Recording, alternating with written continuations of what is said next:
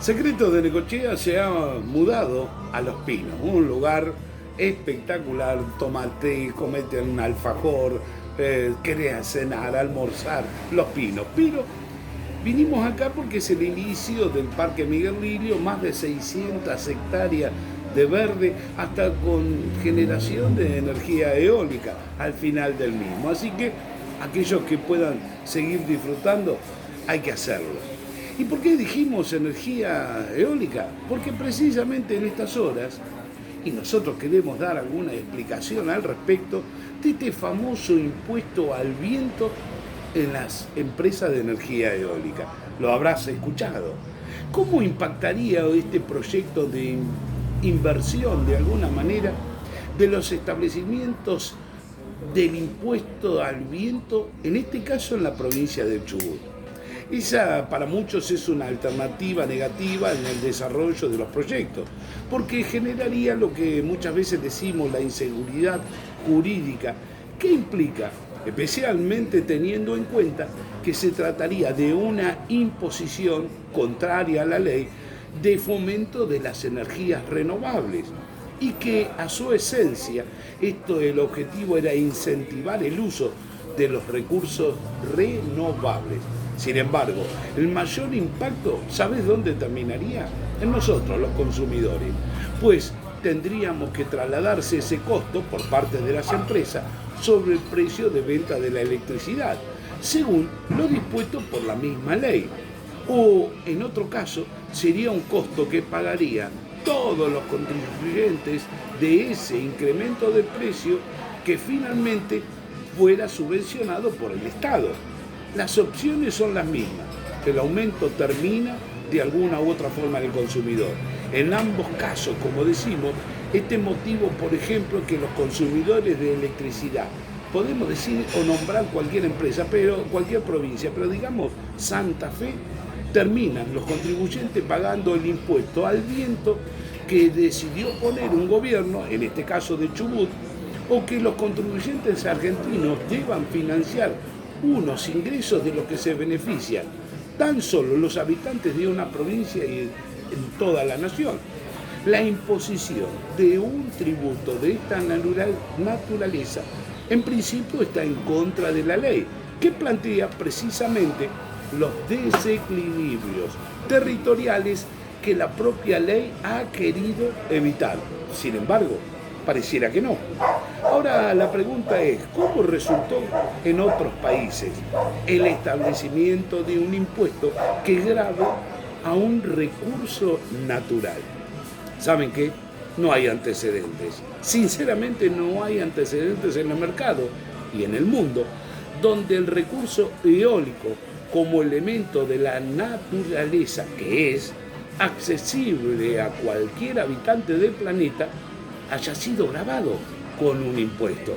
Sería tan absurdo como grabar el aire que respiramos, lo que la mayor parte de los gobiernos están grabando, en particular los que forman parte del Acuerdo de París, comprometido con la lucha contra el cambio climático. Es precisamente con la emisión de gases contaminantes a la atmósfera y las tecnologías que emiten esos gases de efecto invernadero que deterioran la calidad precisamente del aire. Por el contrario, estos gobiernos adoptaron políticas de fomento, pero para el uso de energía renovable, lo que resulta incompatible con la imposición, por un lado, de un gravamen sobre ese mismo recurso renovable que a su vez se utiliza. Existen países en que los precios de venta de la electricidad de origen renovable habían sido subvencionados con precios regulados y posteriormente, solamente cuando se alcanzaran las metas de consumo de esas energías renovables, algunas de las actividades podrían quedar grabadas, pero con fines extrafiscales para la compensación de determinadas finalidades y no como simplemente hechos recaudatorios. No ha sido ni mucho menos un proceso pacífico, pues esto mismo ha generado también graves conflictos en distintos lugares del mundo. En definitiva, Una fuerte deslocalización de las nuevas inversiones que se desvían hacia lugares donde la generación resulta más competitiva precisamente porque no existen gravámenes, no existen impuestos a estos mismos. ¿Aplica a nuestro país? ¿Se puede aplicar aún en nuestro país?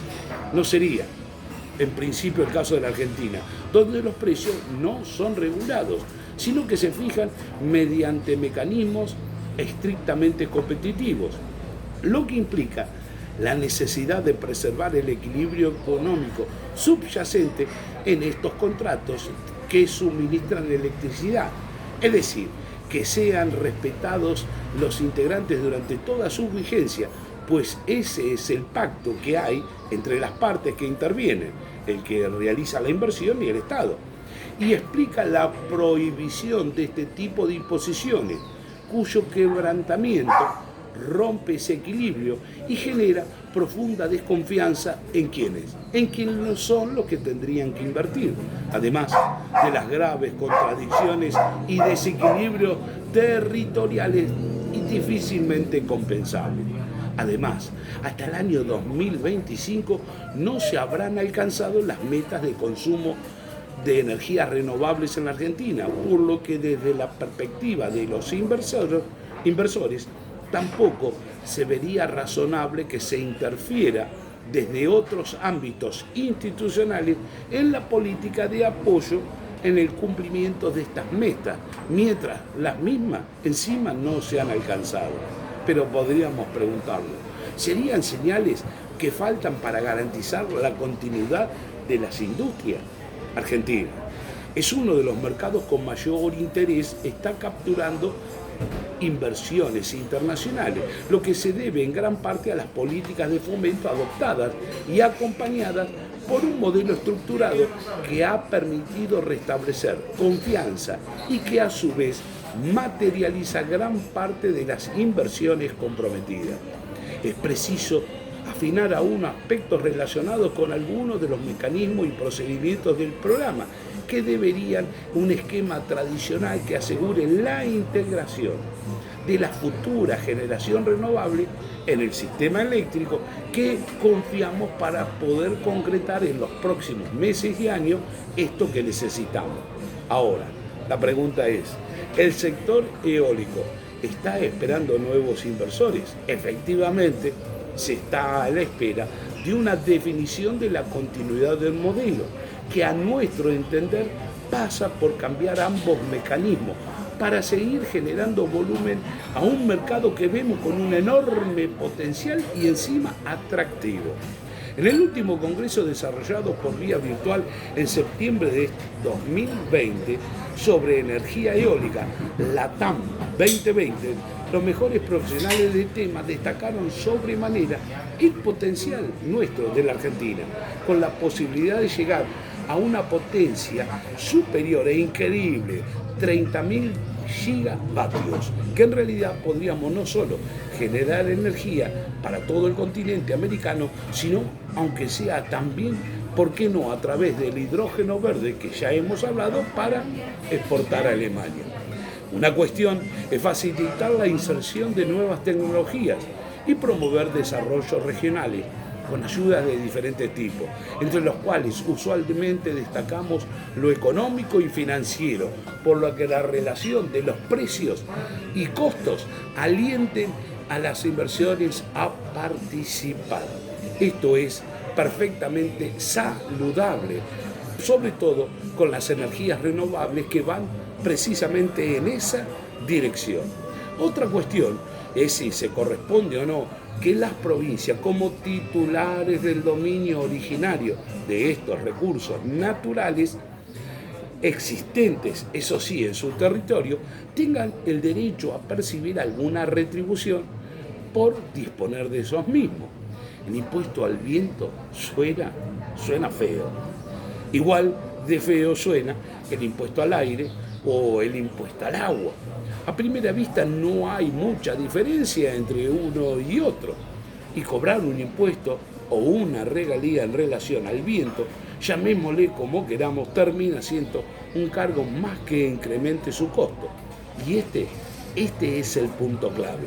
Volvamos al agua, la prima hermana del viento, ya que desde 1960, a través de la ley 15.336, Ley de Energía Eléctrica, aún vigente, mucho antes de la reforma constitucional de 1994, se definió que la energía eléctrica es cosa jurídica, susceptible de comercio, cualquiera sea su fuente.